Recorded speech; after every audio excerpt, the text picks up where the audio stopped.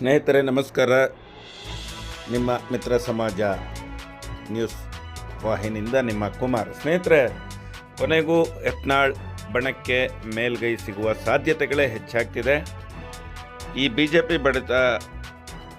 ಬಿಜೆಪಿಯ ಬಣದ ಬಡಿದಾಟದ ನಡುವೆ ಶೋಕಾಸ್ ನೋಟಿಸ್ ನೀಡಿದ್ರು. ಅದಕ್ಕೆ ಉತ್ತರ ಕೊಡೋಕ್ಕೆ ತಯಾರಾಗಿರುವ ಯತ್ನಾಳ್ ಅವರು ಮತ್ತು ದಿಢೀರಂತ ದಿಲ್ಲಿಯ ಪ್ರಯಾಣ ಬೆಳೆಸಿರುವ ವಿರೋಧ ಪಕ್ಷದ ನಾಯಕರಾದ ಅಶೋಕ್ರವರು ಹಾಗೂ ಇನ್ನಿತರ ಎಲ್ಲ ನಾಯಕರನ್ನು ಕರೆಸಿ ಮಾತಾಡಿರುವ ಬಿಜೆಪಿಯ ಹಿರಿಯ ನಾಯಕರುಗಳು ಸದ್ಯದಲ್ಲಿ ಯತ್ನಾಳ್ಗೆ ಯಾವುದೇ ರೀತಿಯ ತೊಂದರೆ ಆಗದಂತೆ ನೋಡಿಕೊಳ್ಳಿ ಅಂತ ಹೇಳಿರುವ ನಮ್ಮ ರಾಜ್ಯದ ಅನೇಕ ಸಂಸದರ ಮಾತನ್ನು ಪರಿಗಣಿಸಿ ಭಾಗಶಃ ಈ ಬಾರಿ ವಿಜಯೇಂದ್ರ ಮತ್ತು ವಿರೋಧ ಪಕ್ಷ ನಾಯಕರಾದ ಆರ್ ಅಶೋಕ್ರವರು ಇಬ್ಬರಿಗೂ ಹಿನ್ನಡೆಯಾಗುವ ಸಾಧ್ಯತೆಗಳೇ ಹೆಚ್ಚಾಗಿ ಕಾಣ್ತಿದೆ.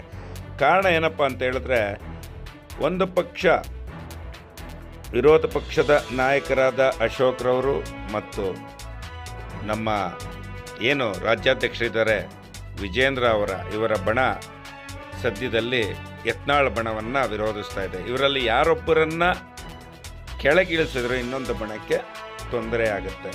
ಹಾಗಾಗಿ ಇನ್ನೊಂದು ಬಣಗಳ ಬಡಿದಾಟ ನಿಲ್ಲೋದೇ ಇಲ್ಲ. ಹಾಗಾಗಿ ರಾಜ್ಯಾಧ್ಯಕ್ಷರನ್ನ ಮತ್ತು ವಿರೋಧ ಪಕ್ಷದ ನಾಯಕರನ್ನು ಇಬ್ಬರನ್ನು ಬದಲಾಯಿಸಿ ಆ ಹುದ್ದೆಗೆ ಪಕ್ಷದಲ್ಲಿರುವ ಬೇರೆ ಬೇರೆ ನಾಯಕರುಗಳನ್ನ ಪರಿಗಣಿಸಿ ಇವರಿಬ್ಬರಿಗೂ ಬೇರೆ ಹುದ್ದೆ ನೀಡಬೇಕು ಅನ್ನೋ ಒಂದು ಲೆಕ್ಕಾಚಾರ ನಡೀತಾ ಇದೆ.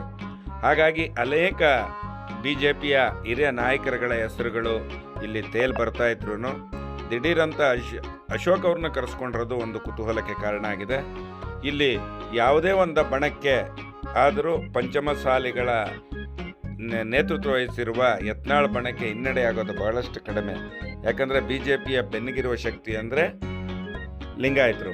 ಹಾಗಾಗಿ ಯತ್ನಾಳಿಗೆ ಬೇರೆ ಒಂದು ಉನ್ನತವಾದ ಸ್ಥಾನವನ್ನು ನೀಡೋದು, ಹಾಗೆ ವಿಜಯೇಂದ್ರಗೂ ಬೇರೆ ಸ್ಥಾನ ನೀಡಿ ಅಧ್ಯಕ್ಷರನ್ನ ಮತ್ತು ವಿರೋಧ ಪಕ್ಷದ ನಾಯಕರನ್ನ ಇಬ್ಬರನ್ನೂ ಬದಲಾಯಿಸಿ ಈ ಒಂದು ಸಮಸ್ಯೆಯನ್ನು ಬಗೆಹರಿಸಬಹುದು ಅಂತೇಳಿ ಈಗ ಹೈಕಮಾಂಡ್ ಸೂಚನೆಯಂತೆ ಕಾರ್ಯ ನಡೀತಾ ಇದೆ ಅಂತ ಅನಿಸುತ್ತೆ.